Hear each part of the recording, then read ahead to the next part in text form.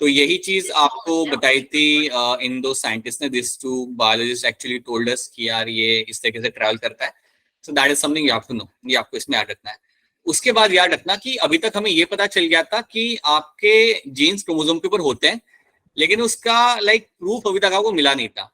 And proof आपको दिया गया था with the help of the work done by my T H Morgan. तो याद रखिएगा कि आपके टीएच मॉर्गन ने बहुत ही इंपॉर्टेंट यहाँ पे काम किया था. He actually gave us the proof कि आपके जीन्स क्रोमोसोम के ऊपर ही होते हैं, राइट, दैट्स ट्रू.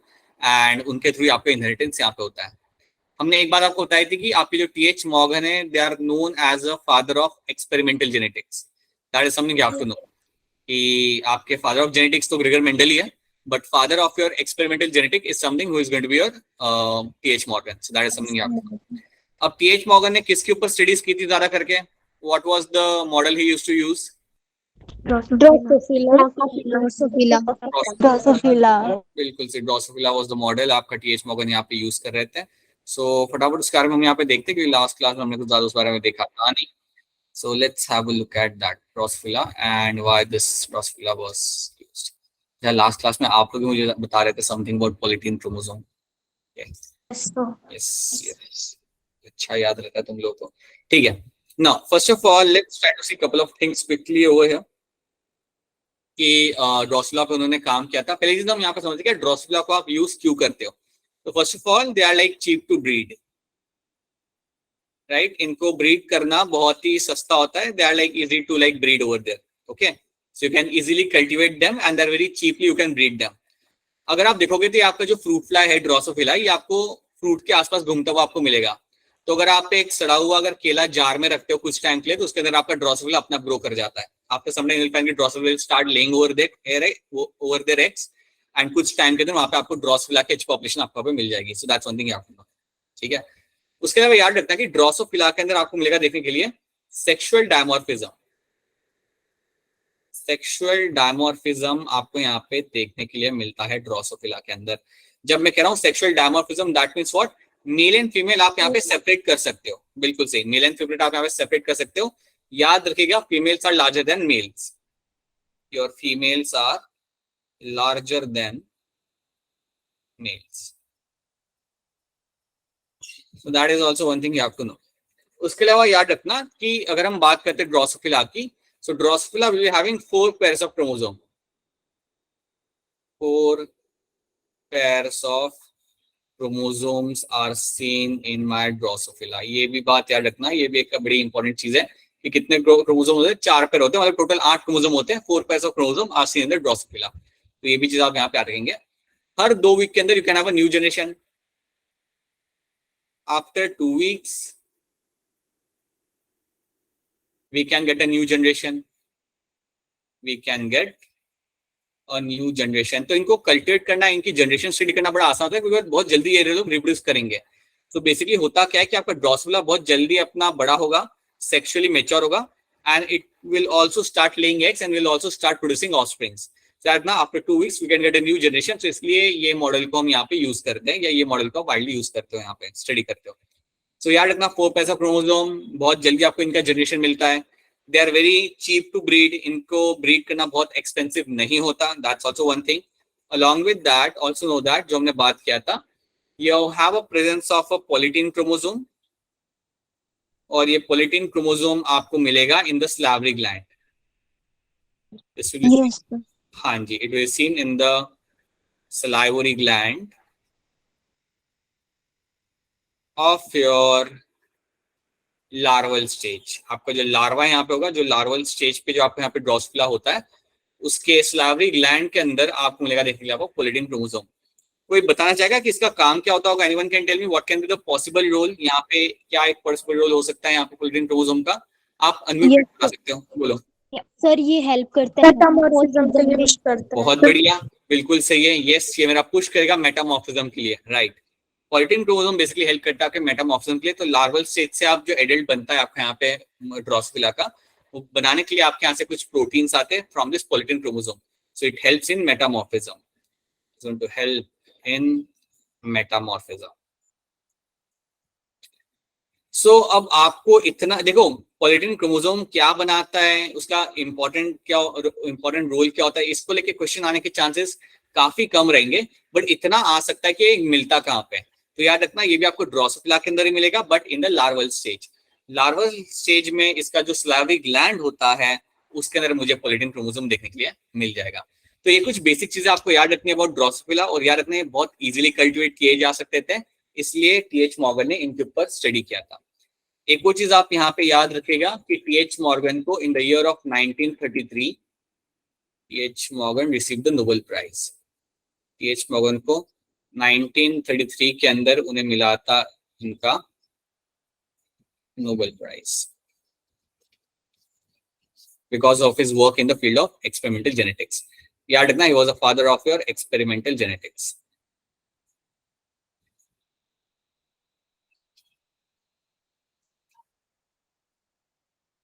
अब अगर आपसे कोई पूछे कि यार मॉर्गन का कंट्रीब्यूशन, अगर कोई पूछे कि यार इसका लेमैन लैंग्वेज अगर बताया जाए तो कंट्रीब्यूशन क्या था, तो इन्होंने काफी चीजों के बारे में डिस्कवरी की थी।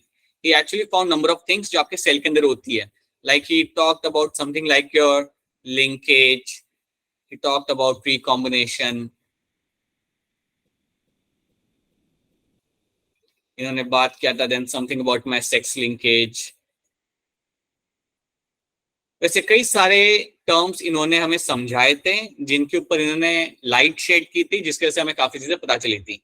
So he actually talk about number of terms यहाँ पे, जिनके थ्रू हमें पता चला था कि यार आपके जीन्स मूव कैसे करते हैं, ट्रैवल कैसे करते हैं जनरेशन से एक जनरेशन से दूसरी जनरेशन के अंदर। तो ये सब हमें पता चला था with the help of my T H Morgan के काम से। सो याद रखना, he received the Nobel Prize in the year of 1933।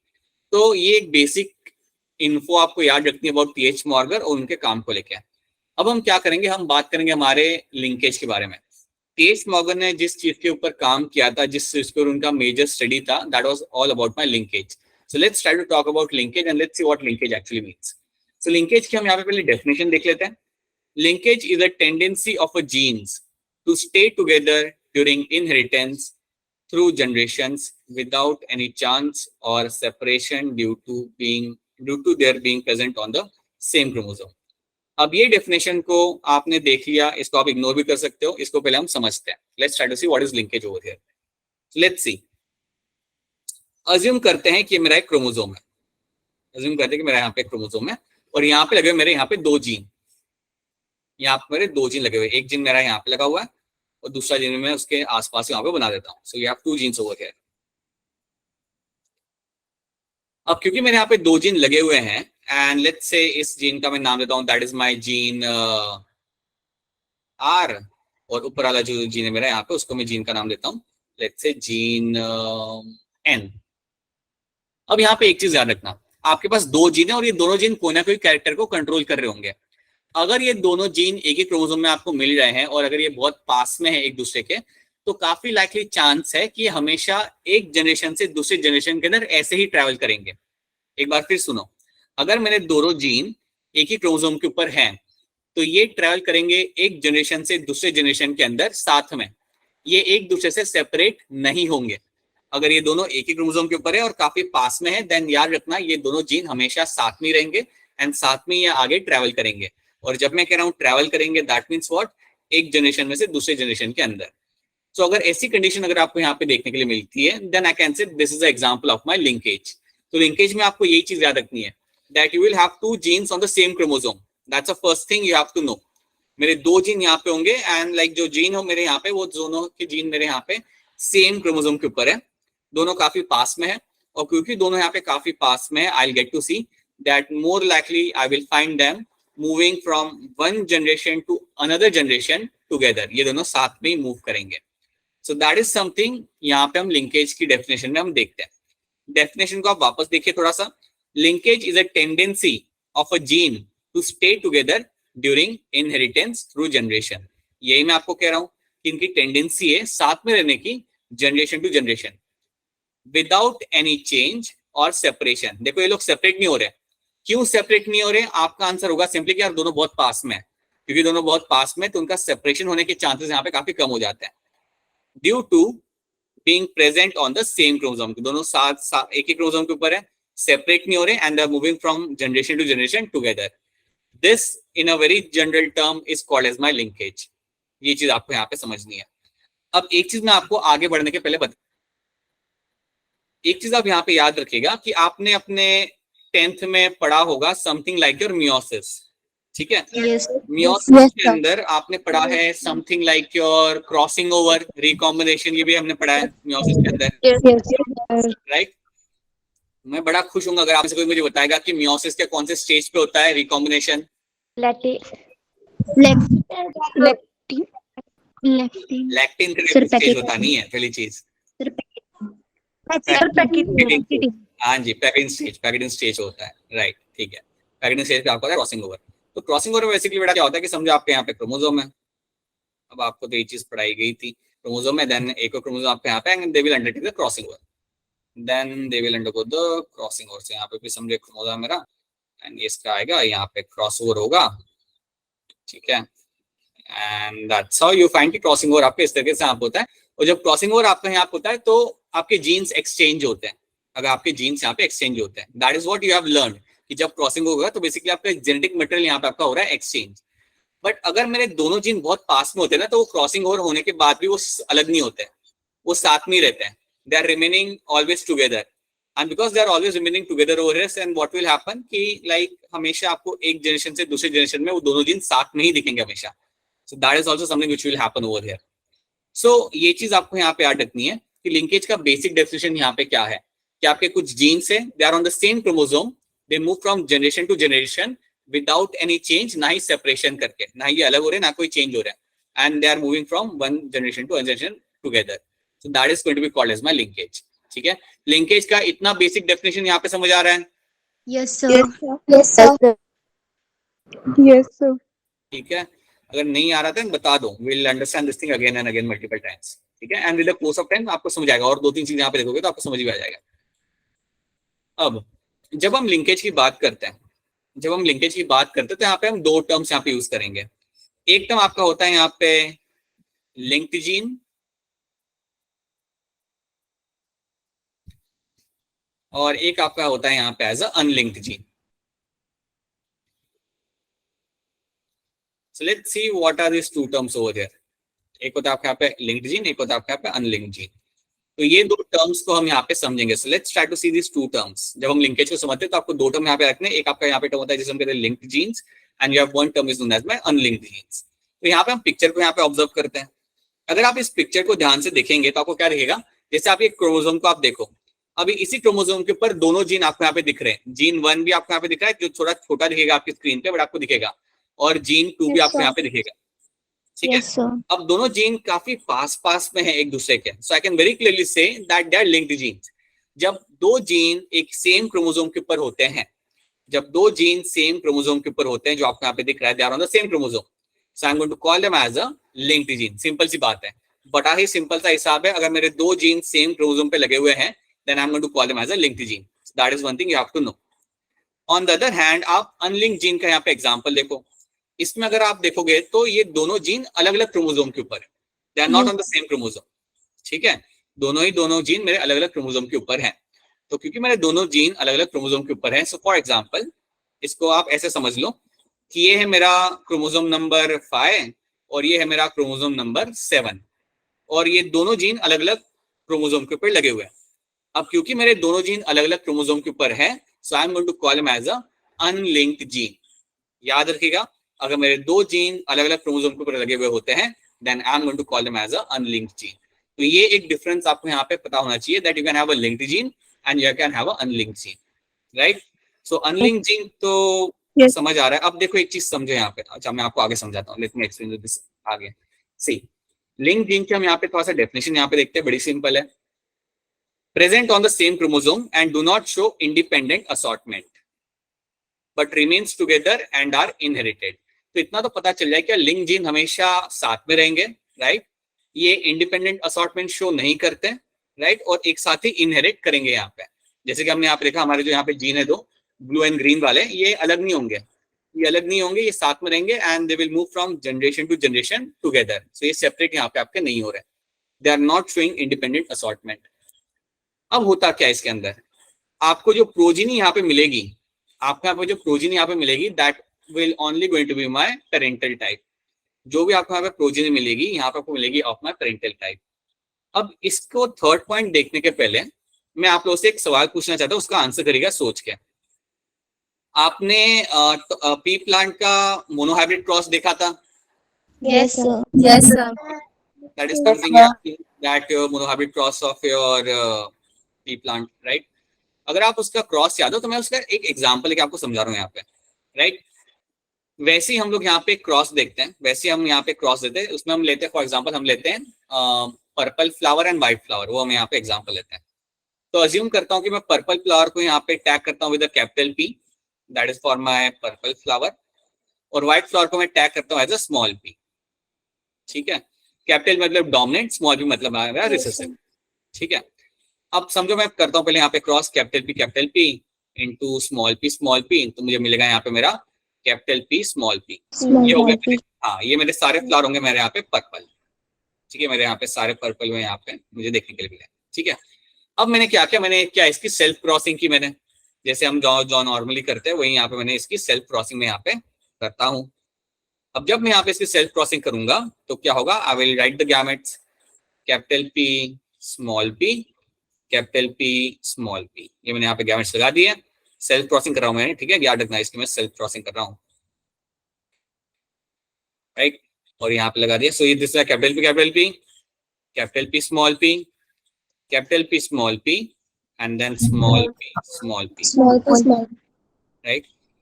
अब अगर मैं आपसे अगर अच्छा ये आपको यहाँ पे दिख गया, ठीक है, अब आपको यहाँ पे दो टाइप के फ्लावर दिख रहे हैं, पर्पल भी दिख रहा है और व्हाइट भी दिख रहा है, Yes, sir. Yes, sir. of them over there being purple, और एक आपका यहाँ पे आपको दिख रहा है एज अ व्हाइट। Right. अगर मैं आपसे पूछूं कि क्या मुझे यहाँ पे पेरेंटल फिनोटाइप मुझे देखने के लिए मिल जाए, तो आपका आंसर यहाँ पे क्या होगा? Yes. यस दिख रहा है, मुझे पेरेंटल फिनोटाइप यहाँ पे दिख रहा है। पेरेंटल फिनोटाइप मतलब क्या होगा यहाँ पे, सी इसके अंदर पेरेंटल फिनोटाइप बेसिकली आपको यहाँ पे क्या होगा, your purple flower Flower. And white flower, ये है मेरा यहाँ पे पेरेंटल फिनोटाइप जो मुझे यहाँ पे देखने के लिए मिल जाती है। दीज आर ऑल माय, ये पेरेंटल फिनोटाइप मेरा यहाँ पे, ये है मेरा यहाँ पे पेरेंटल फिनोटाइप जो मुझे यहाँ पे काफी क्लियरली देखने के लिए मिल जाए। क्या मुझे यहाँ पे कोई रिकॉम्बिनेंट फिनोटाइप मुझे यहाँ पे दिख रहा है, कुछ अलग ही टाइप का फ्लावर मुझे यहाँ पे दिख रहा है? Yes. No, sir. नहीं दिख रहा ना? No, अगर sir. मैं पूछूंगा कि कोई अलग टाइप का फ्लावर यहाँ पे दिख रहा है क्या, मतलब पर्पल और व्हाइट के अलावा कोई दूसरा अलग टाइप का फ्लावर आपको यहाँ पे दिख रहा है, कोई दूसरे कलर का कलर? No, sir. नहीं दिख रहा, कुछ नहीं दिख रहा आपको। ठीक है, you are not seeing any kind of different kind of colour over here, you are only finding purple and white. तो बेसिकली यहाँ पे जो आपका रेशियो आ रहा है वो आपका वही है, आपका 3:1 का यहाँ पे रेशियो आ रहा है। Yes, sir. रेशियो आपका है यहाँ पे 3:1 का ही है, वो हमेशा वही रहेगा हमेशा, राइट? तो याद रखना, अगर आपके जीन्स लिंक्ड होते हैं तो आपको इंडिपेंडेंट असॉर्टमेंट देखने के लिए नहीं मिलता। याद रखना, अगर आपका अगर आपके जीन्स लिंक्ड होते हैं, याद रखना आपका इंडिपेंडेंट असॉर्टमेंट आपको देखने के लिए नहीं मिलता। यू विल ऑलवेज फाइंड कि आपको जो रेशियो यहाँ पे निकलेगा, यहाँ पे जो आपको रेशियो जो यहाँ पे मिलेगा, that is always going to be your 3:1 जैसा ही रेशियो आपको यहाँ पे मिल सकता है। You will only get the parental types, आपको हमेशा सिर्फ पेरेंटल टाइप से देखने के लिए मिलते हैं। ये बात याद रखना, आपको हमेशा पेरेंटल टाइप से देखने के लिए मिलेंगे, और उसका रीजन ये होता है कि आपके दोनों जीन साथ में रहते हैं, इसलिए क्योंकि आपके दोनों जीन साथ में रहते हैं, यू विल गेट टू सी कि आपको रिकॉम्बिनेंट यहाँ पे देखने के लिए आपको नहीं मिलेंगे। So recombinant are going to be absent. तो लिंक्ड जीन्स के अंदर याद रखना, you will always get to have the ratio is going to be again similar to your 3:1 वाला रेशियो आपको यहाँ पे देखने के लिए मिल सकता है। और याद रखना एक और चीज, अगर आप डायहाइब्रिड क्रॉस कर रहे हो, डायहाइब्रिड क्रॉस अगर आप करते हो ना लिंक जीन्स के अंदर, तो obviously you will get to see 3:1 का रेशियो ही मिलेगा उसके अंदर आपको। या आप इतना याद रख सकते हो कि उसके अंदर मुझे रिकॉम्बिनेंट देखने के लिए मुझे नहीं मिलेंगे, और वो इसलिए नहीं मिल जाए क्योंकि वहां पे कोई आपका इंडिपेंडेंट असॉर्टमेंट आपका नहीं हो रहा। अगर आपसे मैं पूछूं इस तरीके से कि क्यों यहाँ पे इंडिपेंडेंट असॉर्टमेंट नहीं हो पा रहा, why it is not happening? Sir क्योंकि सर उसमें अलग फ्लावर नहीं आ रहा है। नहीं ठीक है, मैं कह रहा हूँ कि आपके पास दो जीन है, ठीक है, और मैं कह रहा हूँ कि वो जीन सेम पर है, दोनों सेम क्रोमोसोम पे और दोनों बहुत पास पास में, दोनों सेम क्रोमोसोम में, दोनों पास पास में, इसलिए उनके अंदर इंडिपेंडेंट असॉर्टमेंट मुझे देखने के लिए नहीं मिलेगा। और अगर मुझे उसके अंदर इंडिपेंडेंट असॉर्टमेंट देखने के लिए नहीं मिल रहा, देन मुझे मिलेगा देखने के लिए कि क्या मुझे उसके अंदर पेरेंटल टाइप्स यहाँ पे देखने के लिए मिलेंगे। I will only always find them कि दोनों साथ साथ में ट्रेवल कर रहे हैं, and I will always find कि उसमें मुझे पेरेंटल टाइप से देखने के लिए मिलेगा, मुझे इसके अंदर रिकॉम्बिनेंट देखने के लिए नहीं मिलेगा. That is what you get in the link genes. ठीक है, तो लिंक जीन का अगर मैं आपको यहाँ पे एक पिक्चर बना के दिखा दूं तो याद रखना, if you have like this kind of condition, let me make a chromosome over here.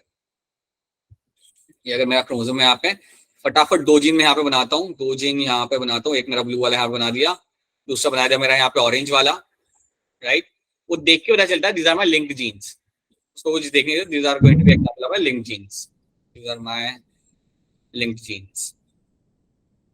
ठीक है, अब जब आपके गैमेट्स बनेंगे ना, जब यहाँ पे मियोसिस होगा और जब गैमेट्स बनेंगे, तो याद रखना गैमेट्स के अंदर ये दोनों साथ में ही ट्रेवल करेंगे. तो जब यहाँ पे समझो गैमेट्स बनते हैं, तो समझिए मेरा एक गैमेट बना, तो एक गैमेट के अंदर आप जानते हो कि जब ये क्रोमोसोम मेरा क्रोमैटिड जब यहाँ पे जाएगा, तो दोनों जीन मेरे यहाँ पे साथ में होंगे, दोनों के दोनों जीन मेरे यहाँ पे साथ में ट्रेवल करेंगे. They won't be away from each other. So that is something you have to know. ये मेरा यहाँ पे example of this is my linked jeans.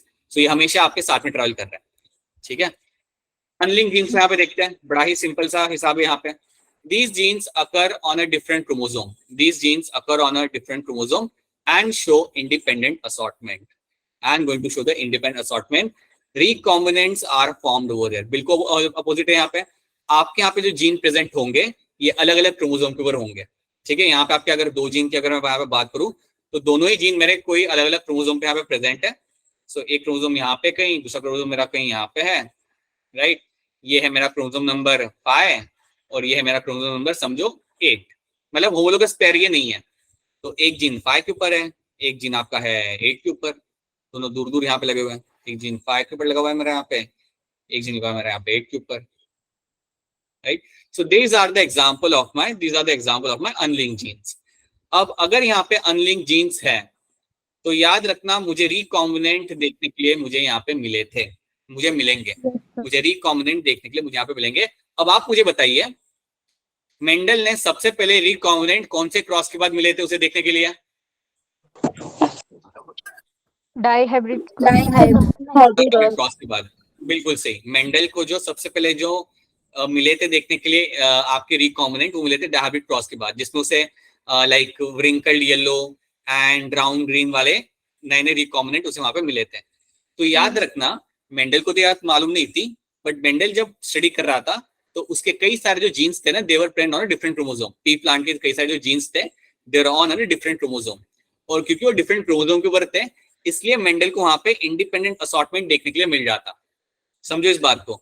Mendel को जो रिकॉम्बिनेशन वहां पे मिल जाता ना नए प्लांट्स का, नए अलग अलग टाइप के जो सीड मिल रहे थे, वो इसलिए मिल पा रहे थे क्योंकि उसके जो जीन्स थे, they were on a different chromosome.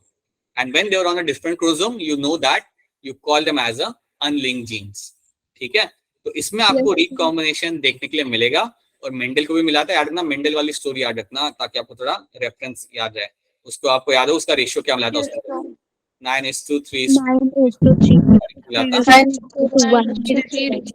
ठीक है, और जिसमें आपको दिख रहा है कि यार आपको एक अच्छा खासा पॉपुलेशन आपको मिल रहा है यहाँ पे रिकॉम्बिनेशन का. दे वर माय रिकॉम्बिनेंट.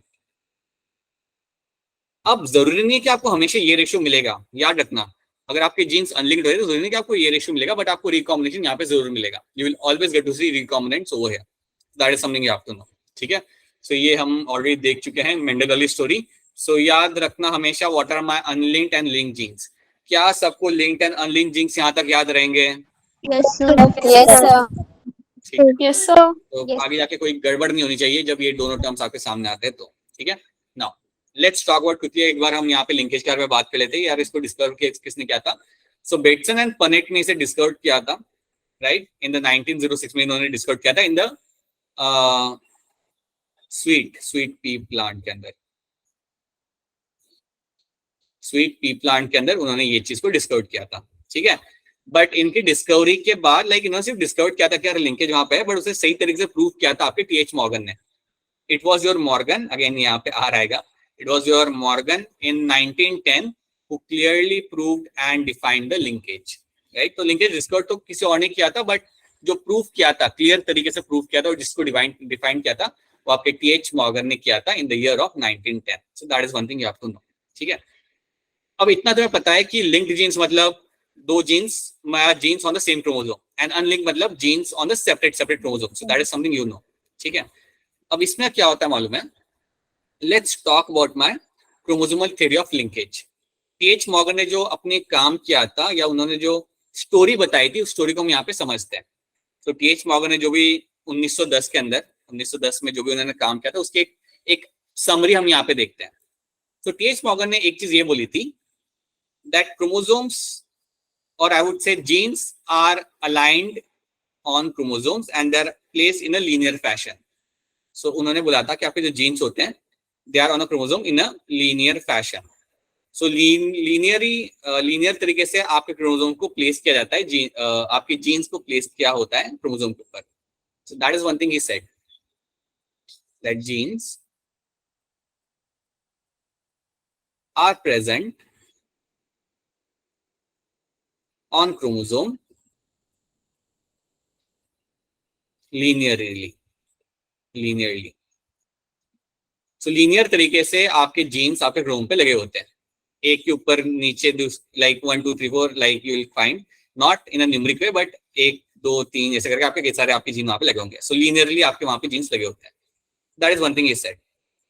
सेकेंड चीज उन्होंने यहाँ पे ये बोली, बड़ी इंपॉर्टेंट चीज उन्होंने यहाँ पे ये बोली that linked genes remain on the same chromosome. जो जीन लिंक्ड होते हैं वो सेम क्रोमोसोम पे आपको दिख जाएंगे यहाँ पे. They're seen on the same chromosome. That is one thing he said. ये बात तो हम ऑलरेडी पढ़ चुके हैं, ये बात हम जानते हैं. ठीक है. एक और चीज उन्होंने यहाँ पे बोली जो आपको यहाँ पे याद रखनी है, ये याद रखना, strength of a linkage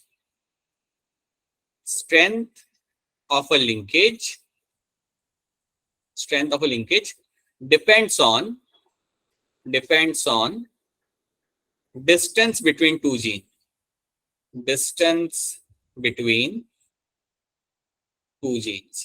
Strength of a linkage depends on the distance between two genes. अब ये स्टेटमेंट को हम यहाँ पे समझते हैं. ये स्टेटमेंट हमें थोड़ी यहाँ पे समझनी पड़ेगी. तो इसके पहले वाली स्टेटमेंट हम यहाँ पे देख लेते हैं. Linked jeans occur on the same chromosome, ये बात हम लोग जानते हैं, कोई इसमें दिक्कत नहीं है. They lie in a linear sequence in the chromosome, सारे के सारे आपके लीनियर सीक्वेंस में ही आपको यहाँ पे देखने के लिए मिल जाएंगे. राइट. एंड उसके बाद ये ओके ऑल आर ए. ठीक है. There is a tendency to maintain parental combination of genes except for occasional crossing over. ये पॉइंट भी हम आगे समझते हैं इसको, ये पॉइंट को मैं आपको आगे समझाता हूँ. Strength of a linkage is inversely proportional to the distance between the two gene. इसको हम समझते हैं. ये ग्रीन वाला जो पॉइंट है इसको हम आगे समझते हैं. Let's try to understand this thing. See point number 4 जो आपका यहाँ पे है, जिसको मैं मार्क करता हूँ यहाँ पे येलो कलर से. राइट. इसको हम समझते हैं ये क्या कह रहा है जो मैंने आप लिखा. Strength of linkage depends on the distance between the two genes. Right. Let's try to see this thing over here. Assume करते हैं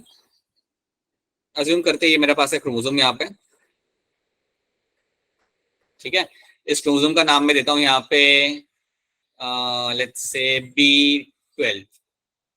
ठीक है. और यहाँ पे मैं एक और क्रोमोसोम बनाता हूँ मेरे यहाँ पे, एंड लेट्स से इस क्रोमोसोम का मैं यहाँ पे नाम देता हूँ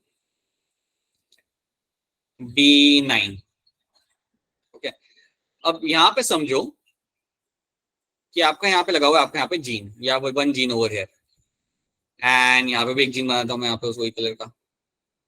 right. And then you have another gene. ये दूसरा जीन मेरा यहाँ पे जो यहाँ लगा हुआ है, और यहाँ पे जो दूसरा जीन मेरा लगा हुआ है वो यहाँ पे लगा हुआ है. ठीक है. तो you have B12 and B9 over here. आपके पास दो क्रोमोसोम और यहाँ पे आपके दो जीन मैंने यहाँ पे आपको बना के लगा दिया उसके ऊपर.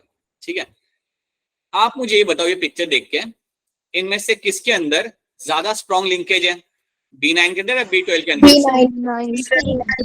ठीक है. B9 के अंदर ज्यादा स्ट्रॉन्ग लिंकेज है क्योंकि ये बहुत पास में है एक दूसरे के.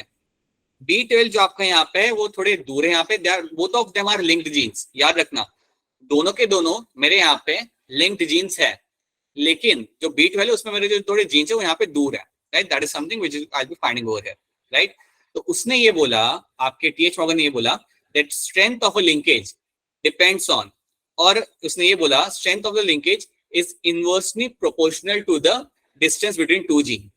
इसका मतलब ये है कि जितना लंबा डिस्टेंस,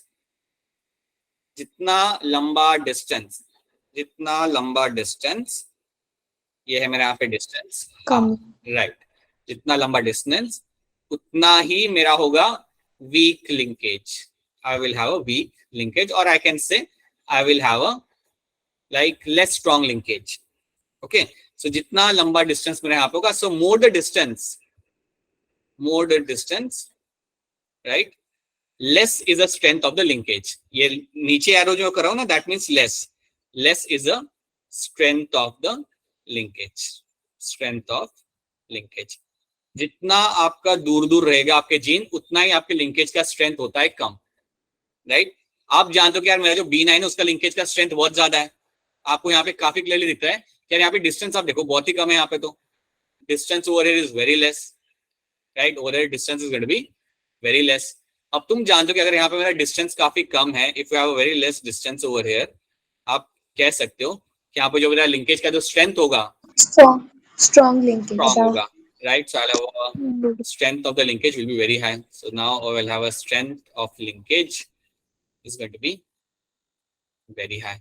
यहाँ पे लिंकेज की जो मेरी स्ट्रेंथ होगी वो काफी ज्यादा बढ़ जाती है. तो यही चीज उसने स्टेटमेंट 4 में यहाँ पे बोली थी. यही स्टेटमेंट उसने बोला था, strength of the linkage is inversely proportional to the distance between the two genes. ठीक है, that is something it said. तो क्या ये वाला स्टेटमेंट आप सबको यहाँ पे समझ आ रहा है? Is this statement clear to all of you? yes right. और नहीं आ रहा तो बोल दिया करो कि नहीं आ रहा, so I can repeat that thing. ठीक है, अगर ऐसा कुछ लगे तो बता देना. ठीक है, तो ये आपको ये पॉइंट समझने हैं, क्योंकि होता क्या है ना, वो लोग एग्जाम में ऐसे क्वेश्चंस आपको पूछते हैं. You do get question based on linkage वाले में से, इसलिए हम इसे थोड़ा सा लाइक ध्यान से कर रहे हैं. अगर आप एनसीईआरटी देखते हो तो एनसीईआरटी ने बहुत फटाफट इसको खत्म किया, राइट. बट जब क्वेश्चन आते हैं ना, वो वैसे आते हैं जिसमें आपको थोड़ा देख के करना पड़ता है. So that's why just understand all this thing very clearly. पहला पॉइंट क्लियर है, सेकंड दूसरा पॉइंट तो सबको क्लियर है. Yes, sir. हमने यहाँ पे देख लिया. थर्ड पॉइंट मेरे यहाँ पे क्या कहता है उसे हम यहाँ पे देखते हैं. थर्ड पॉइंट मेरे यहाँ पे कह रहा है कि यार tendency to maintain parental combination of a gene, right, there is a tendency to maintain parental combination. Generally linkage के अंदर पेरेंटल कॉम्बिनेशन आपको मिलेगा देखने के लिए, except of occasional crossing over. अब ये भी तुम समझ सकते हो. Let me just use one blank slide over here, right. Let me use a blank slide over just to make you understand this thing. फटाफट ये भी तुम समझ जाओगे. यहाँ पे प्रॉब्लम ना कहता हूँ. सो अज्यूम दैट मेरा यहाँ पे, अगेन मैं यहाँ पे आपको क्रोमोसोम बना के दिखा रहा हूँ यहाँ पे, राइट. और एक मेरा यहाँ पे क्रोमोसोम है यहाँ पे बनाया हुआ. ओके, अब दोनों में मैंने लगाने यहाँ पे मेरे जीन. यहाँ पे मैं अपना लगा रहा हूँ, एक जीन यहाँ पे लगा रहा हूँ, एक जीन मैं यहाँ पे लगा देता हूँ, right.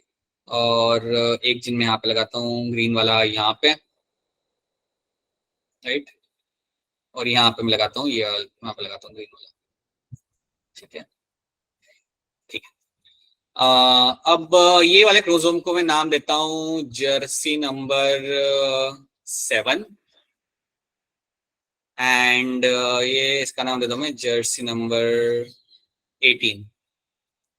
Do you know what is 18 jersey number and what is 7 jersey number means actually? yes sir Yeah. chromosome number 7 and chromosome number 18 17, 15. Cricket में 18 नंबर की टी शर्ट किसकी होती है? कुछ नहीं देखते तुम लोग. विराट कोहली की है. तो फिर वही मैंने यहाँ पे लिया, उसके वो नाम डाले हुए मैंने तुम लोग को. तुम पता नहीं क्या ही बता रहे हो मुझे. And 7 MS Dhoni. कोई तो देखता है टीवी, अच्छी बात है. ठीक है, सो यहाँ मैंने आपको लाइक दो नाम दे दिए रैंडमली, 7 एंड 18, राइट. ऐसे नाम यहाँ पे दे दिए मैंने क्रोमोसोम को. अब देखो यहाँ पे ये दो क्रोमोसोम यहाँ पे ऑब्जर्व करो. अब मुझे बताओ इन दोनों में से किसके अंदर क्रॉसिंग ओवर होने के चांसेस ज्यादा है? 18 वाले में. 7 नंबर वाले पे. 7 नंबर वाली जो जर्सी उसमें क्रॉसिंग ओवर होने के चांसेस ज्यादा है, क्योंकि इसमें डिस्टेंस ज्यादा है. अगर आपका डिस्टेंस ज्यादा होता है ना, तो आपके क्रॉसिंग ओवर होने के चांसेस यहाँ पे ज्यादा रहते हैं. अगर आपका डिस्टेंस कम रहता है देन क्रॉसिंग ओवर होने के चांसेस भी आपके कम हो जाते हैं. मैं ये नहीं बोलूंगा कि 0 हो जाते हैं, but likelihood of crossing over is going to be less.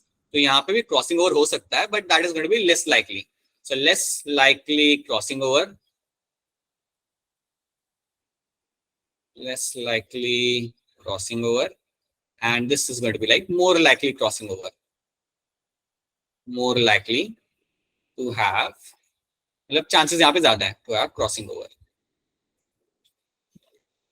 तो मैं उसने यही बोला है वहां पे कि जनरली तो आपको पेरेंटल ही फिनोटाइप मिलेंगे, बट ओकेजनल क्रॉसिंग ओवर अगर आपका होता है देन आपको रिकॉम्बिनेंट्स आपको देखने के लिए मिल सकते हैं, ठीक है। तो इवन लिंकेज के अंदर अगर कभी आपका क्रॉसिंग ओवर बीच में से हो गया कहीं पे, then you can have a recombinant, but most likely you will get to see the parental phenotype. तो यही चीज वो लोग कह रहे हैं in the statement number C, right. So these are the few things you have to know. ये आपकी 4 स्टेटमेंट है आपकी, and this fourth statement becomes my chromosomal theory of my linkage. अब मुझे बताओ कि टेस्ट मॉर्गन ने ये जो थ्योरी दी थी वो 1910 में दी थी, इसको नोबेल प्राइज कौन से साल में मिला था? क्या बात, 33 राइट, इस सीक्वेंस में इस सर्व में नोबेल प्राइज। तो ये 4 पॉइंट्स और ये 4 ही पॉइंट्स आपको यहाँ पे याद रखना है। ये इनवर्सली प्रोपोर्शनल वाला ज्यादा इंपॉर्टेंट है, वो याद रखना, एंड बाकी तो आपको वैसे ही देख चुके तो आपको याद रह जाएंगे। Now let's have a look at the arrangement of linked genes. Linked genes का अरेंजमेंट यहाँ पे कैसा होता है हम यहाँ पे देख लेते हैं। तो आपके यहाँ पे 2 फॉर्म आपको मिलेंगे देखने के लिए। एक फॉर्म को हम बोलते हैं यहाँ पे सिस फॉर्म, और एक फॉर्म को हम बोलते हैं यहाँ पे as a trans form. Cis form में क्या है कि आपके जो जीन है, राइट, सो आपके हम यहाँ पे 2 जीन की बात करें, जीन ए और जीन बी। तो ये जो जीन है इसके दोनों डोमिनेंट एलील, मतलब मैं कह रहा हूं जीन ए के दोनों ही dominant allele, sorry, gene A के और जीन बी के dominant allele are present on the same chromosome. Gene A और जीन बी के dominant allele are present on the same chromosome. ये दोनों ही मेरे क्या, they are my dominant allele, ठीक है, they are on the same chromosome. उसी तरीके से जो मेरे यहाँ पे जो रिसेसिव एलील है यहाँ पे जीन ए और बी के, they are also on the same chromosome, they are also on the same chromosome.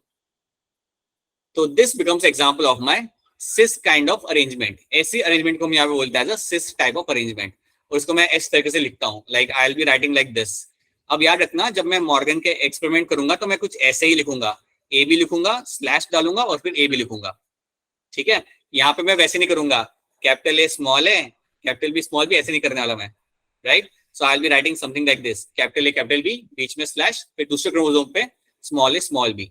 So this is my cis kind of arrangement. उसी तरीके से आप ट्रांस वाला अरेंजमेंट भी आप यहाँ पे देख लो। ट्रांस में क्या है, दैट एक क्रोमोसोम पे यू हैव ए का आपके पास है डोमिनेंट एलील और बी का है आपके पास यहाँ पे रिसेसिव एलील। तो दोनों अलग अलग है मेरे यहाँ पे, राइट। सो ये है मेरे यहाँ पे डोमिनेंट एलील और ये है मेरे यहाँ पे रिसेसिव एलील। उसी तरीके से दूसरे क्रोमोसोम पे क्या है, you have a recessive allele and you have a dominant allele. तो दोनों सेम नहीं है, both of them are not going to be same over here, दोनों यहाँ पे आपको जाते हैं यहाँ पे अलग अलग। ऐसे अरेंजमेंट को हम बोलते हैं यहाँ पे as a trans arrangement. Such arrangement over here is called as my trans arrangement. तो अगर आपको दिख रहा है कि यार ए जीन के जो डोमिनेंट एलील है और बी जीन का डोमिनेंट एलील है, वो दोनों अगर एक ही क्रोमोसोम के ऊपर हैं, देन आप कह सकते हो दैट्स माय सिस अरेंजमेंट। और अगर आपको दिखता है कि यार ए जीन का डोमिनेंट एलील क्रोमोसोम पे है बट बी जीन का डोमिनेंट एलील उसी क्रोमोसोम पे नहीं है, वहां पे आपका रिसेसिव लगा हुआ है, so then you can call it as a trans kind of your arrangement. क्या सिस और ट्रांस यहाँ पे समझ आ रहा है? Yes sir. Yes sir. बड़ी सिंपल स्टोरी है, या 2-3 बार इस पिक्चर को देख लोगे वैसे समझ आ जाए, राइट। नाउ अब हमने यहाँ पे एक चीज समझनी है।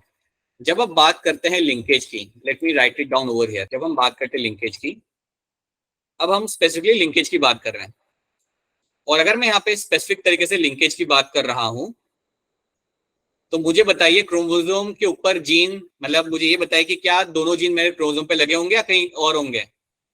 सर एक ही क्रोमोसोम पे दोनों जीन मुझे यहाँ पे दिख जाएंगे, राइट। तो जब मैं लिंकेज बोलूँ ना टर्म, याद रखना both the genes are on the same chromosome, right, और काफी लाइक है कि दोनों पास पास में भी होंगे। और ये भी बोलना कि यार सर इसमें ज्यादा करके आपको पेरेंटल फिनोटाइप मिलेगा, ओके। बट याद रखना लिंकेज के अंदर आपको 2 टर्म्स यहाँ पे याद रखने हैं। You will find 2 terms over here. You will have a complete linkage, have a complete linkage, एक आपका यहाँ पे टर्म होता है, और दूसरा टर्म आपका यहाँ पे आता है जिसे हम कहते हैं यहाँ पे एज इनकम्प्लीट लिंकेज।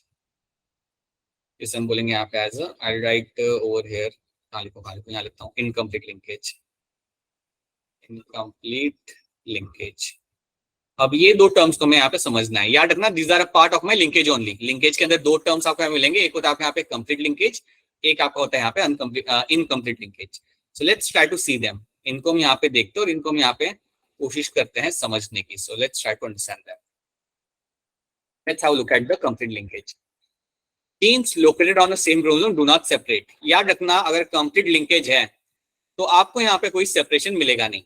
अगर लिंकेज कंप्लीट है then they are on same, देखो क्रोमोसोम के ऊपर तो सेम है ही, वो तो हम जानते ही है, but they do not go separation, मतलब ये सेपरेट होने वाले नहीं है, सिंपल सी बात है। They inherit together generation after generation, एक जैसे दूसरे में ये साथ साथ में इनहेरिट होंगे, ये अलग नहीं होंगे।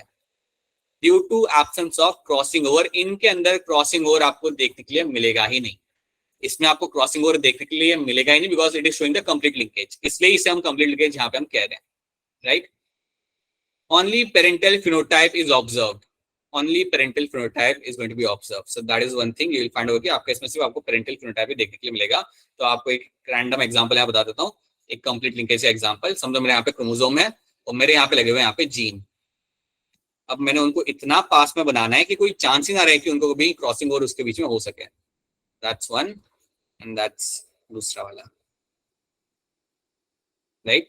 सो अगर आपको ऐसा कुछ दिख जाता है, राइट, ऐसा तो कभी आपको दिखाएंगे नहीं, but that is something, is example of complete linkage. They are so closely placed to each other that यहाँ पे आपको सेपरेशन उनका मिलेगा नहीं, क्रॉसिंग ओवर होगा नहीं, ये हमेशा साथ में ही रहेंगे, और आपको यहाँ पे सिर्फ पेरेंटल फिनोटाइप यहाँ पे आपको देखने के लिए मिलेगा। अब आप मुझे बताओ यहाँ पे डिस्टेंस लंबा है या कम है? छोटा है, कम है। डिस्टेंस, स्ट्रेंथ क्या होगा, ज्यादा होगा या कम होगा? यहाँ पे ज्यादा ज्यादा ही होगा, स्ट्रेंथ यहाँ पे आपको दिख रहा है काफी ज्यादा है, यहाँ पे लिंकेज का स्ट्रेंथ काफी ज्यादा है and distance is very low, so I can very clearly see over here that distance is going to be low. ये मैं बार-बार रिपीट इसलिए कर रहा हूँ, तुम लोगों को लग रहा होगा यार एक ही चीज सर बार-बार रिपीट कर रहे हैं, but the thing is you tend to have question based on this, इसलिए वो कई बार रिपीट करना पड़ता है। So you have distance going to be low and the strength over here is going like high, you will have a very high strength over here, can clearly see. So that is one thing you can know. याद रखना complete linkage क्या होता है। तो क्या ये 4 points आपको यहाँ पे क्लियर है? Are this 4 point clear all of you? Yes, Yes, sir. yes, sir. This is something you have to remember. Now let's have a look at. So ये हमने यहाँ देखा, अब हम क्या करते हैं, हम एक एग्जाम्पल लेके इसे समझते हैं। Complete linkage in male Drosophila, इसको हम यहाँ पे समझेंगे। सो यहाँ पे सब लोग ध्यान देना, अगर आपको एक क्रॉस समझ आ जाता है देन बाकी क्रॉस समझने आपको बहुत आसानी होगी, ठीक है। अब मेल ड्रोसोफिला में यहाँ पे क्या है ना, आपके पास है यहाँ पे देखने के लिए, ड्रोसोफिला की नॉर्मली आपके कौन से कलर की होती है मालूम है क्या आप लोगों को? ब्राउन, रेड होती है, रेड कलर के आपके यहाँ पे होंगे आके, right. So you have a red eye which is a normal eye, red eye, and you have a normal wing, red eye and normal wing. तो ये मेरे यहाँ पे दो कैरेक्टर है, red eye and normal wing. Red eye के लिए हम यहाँ पे टैग करेंगे उसे एज अ कैपिटल पी, और नॉर्मल विंग के लिए मैं उसे यहाँ पे टैग करूंगा as your small P, right, sorry V, small V, sorry capital V. So you will have red eye के लिए you will have a capital P and normal wing के लिए I will be tagging them as a capital V, okay. अब तुम्हारे जहन में ये बात आ सकती है कि सर यहाँ पे ये वी और वी क्यों टर्म यूज करें, बिकॉज हमें यहाँ पे आर करना चाहिए था और यहाँ पे एन करना चाहिए था देखा जाए तो, बट इसका रीजन ये होता है कि जब हम टीएच मॉर्गन के एक्सपेरिमेंट हम यहाँ पे देखेंगे ना, तो उसमें होगा क्या, जो रिसेसिव एलील होता है ना उसके बेसिस पे हम डोमिनेंट एलील बनाते हैं। इसका मतलब क्या होता है मैं आपको समझाता हूँ।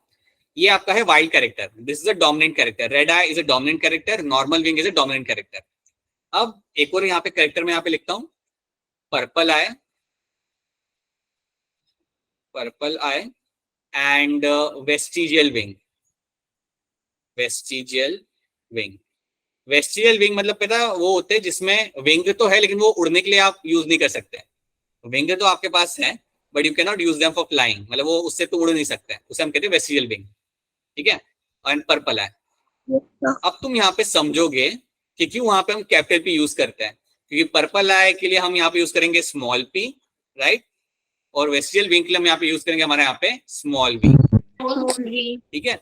तो देखो मेंडल के जो आप सॉरी टीएच मॉर्गन के आप यहाँ पे जितने भी प्रोसेस देखोगे ना उसमें यही होगा, जो आपका जो रिसेसिव ट्रेट होता है ना उसके ऊपर से हमारे डोमिनेंट ट्रेट को हम यहाँ पे टैग करते हैं, क्योंकि यहाँ पे पर्पल आई रिसेसिव है इसलिए हम इसे कैपिटल पी यहाँ पे लेते हैं रेड आई के लिए।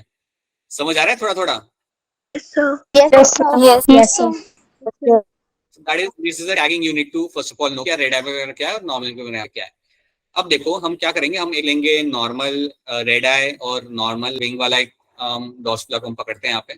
Let's do one thing, so I will take something like this, capital P, capital V, capital P capital V, देख के पता चल रहा है इसका जो मेरा फिनोटाइप होगा वो होगा मेरा यहाँ पे रेड आई नॉर्मल विंग। ठीक है, Yes, इसको मैंने sir. यहाँ पे क्रॉस कराना है with the Yes, sir. Small P small V. इसके साथ मैंने इस एनिमल को इसके साथ मैंने कराना है क्रॉस। तो एक मेल एक फीमेल है, राइट, और एक का कलर है यहाँ पे रेड आई नॉर्मल विंग और दूसरे का यहाँ पे पर्पल आई वेस्टिजियल विंग।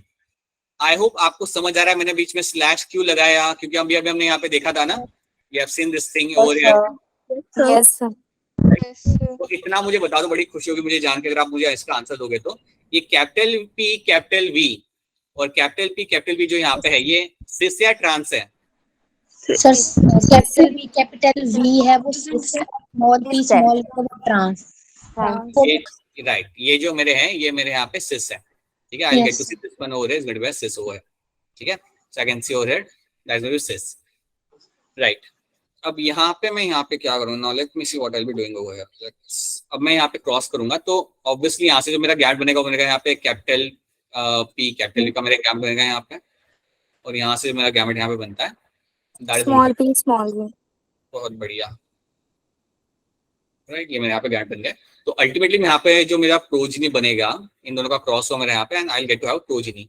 और प्रोजिनी मेरा कुछ ऐसा होगा capital P capital V slash small p small v।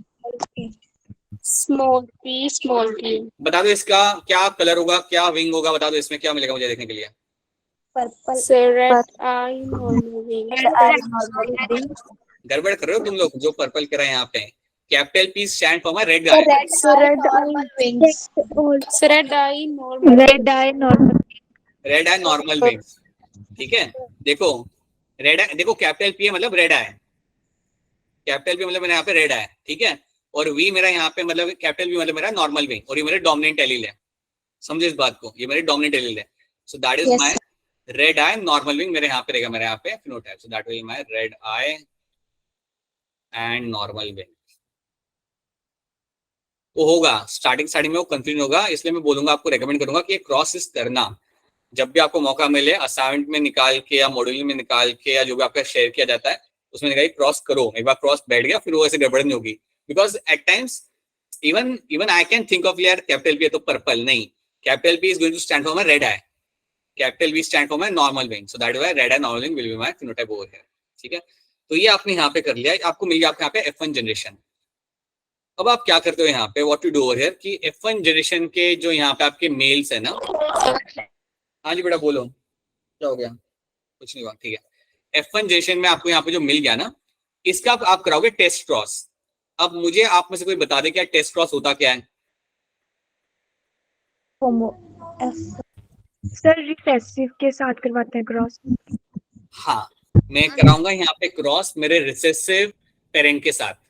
ठीक है, मैं जब क्रॉस कराता हूँ मेरे रिसेसिव पेरेंट के साथ, that is my test cross. तो अब मैं उन्हें, अब वही चीज मैंने यहाँ पे करानी है। So let me take my capital P capital V small P, ये जो मेरा F1 जनरेशन में मुझे यहाँ पे जो मिला था, इसको मैं क्रॉस कराऊंगा मेरे रिसेसिव पेरेंट के साथ। तो आप देखते हैं यहाँ पे, हाँ जी बहुत बढ़िया, मेरे रिसेसिव पेरेंट्स यहाँ पे स्मॉल पी वाले, right. So I will small V slash small P. तो यहाँ पे मैंने कराना है इनका क्रॉस, राइट। अब एक चीज सुनो ध्यान से, अब वापस पीछे आओ। यहाँ पे हम लोग पढ़ रहे हैं something in terms of my complete linkage. यहाँ पे हम एग्जांपल किस चीज का देख रहे हैं, कंप्लीट लिंकेज का इन माय मेल ड्रोसोफिला। तो याद रखना, अगर ये कंप्लीट लिंकेज का हम एग्जांपल यहाँ पे पढ़ रहे हैं, तो अगर आपको कोई बोले कि यार इसके गैमेट बनाओ, तो आप यहाँ पे ऑल पॉसिबल कॉम्बिनेशंस आप नहीं बनाएंगे। आप यहाँ पे ऑल पॉसिबल कॉम्बिनेशंस आप यहाँ पे नहीं बनाएंगे, आपके सिर्फ आप यहाँ पे दो पॉसिबल कॉम्बिनेशन बनाएंगे। वो आपका यहाँ पे होगा capital P capital V and small P small V, बस। और आपने नहीं बनाना, क्योंकि आपको यही दिखाना है दैट दोनों जीन्स जो है मेरे वो बहुत पास में है। आप ये बात को समझो, अगर दोनों जीन दूर होते हैं तो आपका क्रॉस ओवर होता है और सारे पॉसिबल कॉम्बिनेशन आपको यहाँ पे मिलते हैं। कैपिटल पी स्मॉल वी ऐसे करके आपको पॉसिबल कॉम्बिनेशन आपको मिलते हैं। लेकिन यहाँ पे आपको नहीं बनाने वो, क्योंकि आप क्या प्रूफ कर रहे हो, you are trying to talk about the complete linkage. ठीक है, क्योंकि आप कंप्लीट लिंकेज आप यहाँ पे समझ रहे हो, so that's why you will find कि आपको यहाँ पे सिर्फ 2 टाइप के आपको मिलेंगे यहाँ पे, you will get to see 2 type of your gametes will be found over here, right. यहाँ से कौन सा गैमेट बनेगा? यहाँ से एक ही बनेगा हमेशा हमेशा, Small p. Small v. चलो फिर यहाँ पे हम मतलब डाल के उसे करके देखते हैं। So let's see over here, let's do this. So ऊपर से मेरा यहाँ पे लगा देता हूँ, मेरा यहाँ पे स्मॉल पी स्मॉल वी, और यहाँ से तो मेरे ये 2 टाइप के गैमेट मेरे यहाँ पे मिलेंगे मुझे, capital P capital V and small P small V. एक बार फिर आपको बता रहा हूँ कि क्यों मैंने यहाँ पे सिर्फ 2 ही ये बनाया। आपके जहन में ये बात आ सकती है कि सर यहाँ से तो 4 बना सकते हैं हम लोग, क्यों 2 बना रहे हैं? Because we are trying to understand the complete linkage. मुझे ये प्रूव करना है दैट्स द कंप्लीट लिंकेज, इसलिए मैं वहां पे सिर्फ वहां पे 2 ही वहां पे गैमेट्स बनाऊंगा, ठीक है। So that is why you have to know I'll only make over here 2 gametes because it's an example of my complete linkage. अब अगर मैं इनका यहाँ पे अब मैं इनको कराता हूँ यहाँ पे, like I will add them. So I will have capital V, capital P, capital V, and Small v. और यहाँ पे मेरा आएगा small p, small v, Small v. Small v. Small v. ठीक है। ये मेरा यहाँ पे आ गया। अब अगर तुम इसको यहाँ पे देखते हो, if you just happen to observe दोनों यहाँ पे, तो इसका मेरा क्या होगा phenotype? Red eyes, normal. Red eye and normal v. Red eye and normal v. Red eye and your normal wing, बिल्कुल सही है आपका यहाँ पे आंसर, ये रहेगा इसका फिनोटाइप। और इसका मेरा फिनोटाइप क्या रहेगा?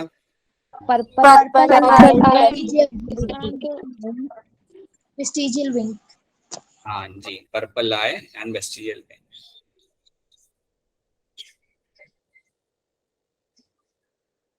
ये मुझे यहाँ देखने के लिए मिल जाएगा, ठीक है।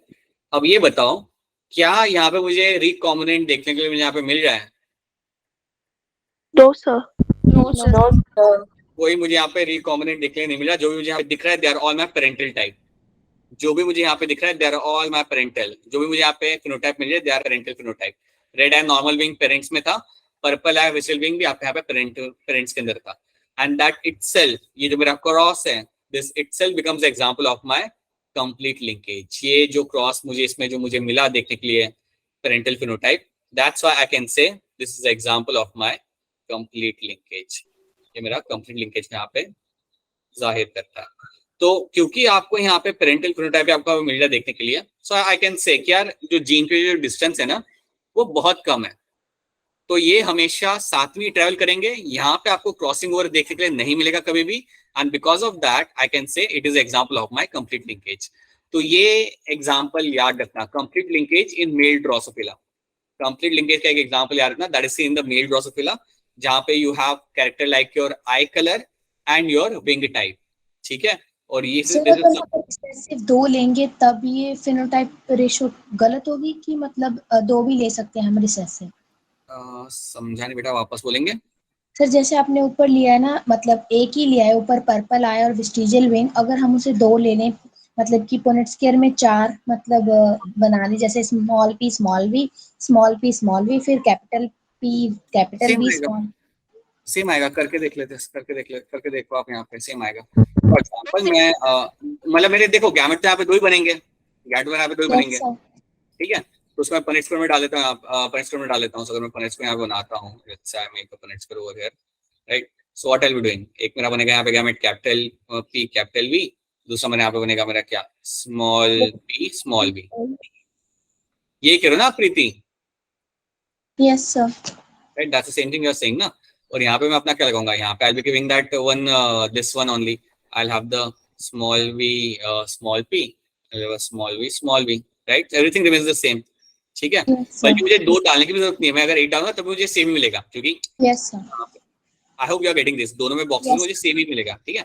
So now I'll do that. So I'll have the capital P capital V slash small p small v, and यहाँ पे मेरा वही रहेगा small p small v slash small p small v। तो वापस से जो मैंने वहां पे किया वही यहाँ पे हो गया, सेम चीज आ गई मेरे यहाँ पे, राइट।